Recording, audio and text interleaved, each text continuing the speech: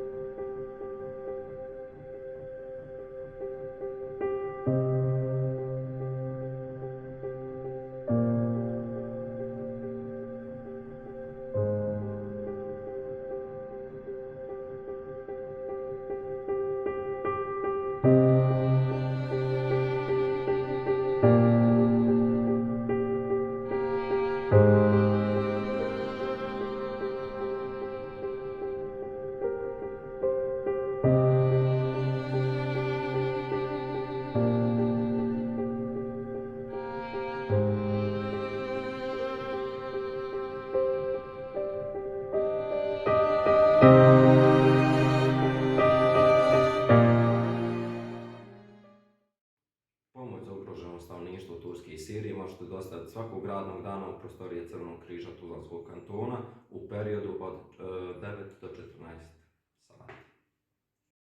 U nadi da ćete poštovati smjernice, od srca vam se zahvaljujemo na humanosti koju svakodnevno iskazujete.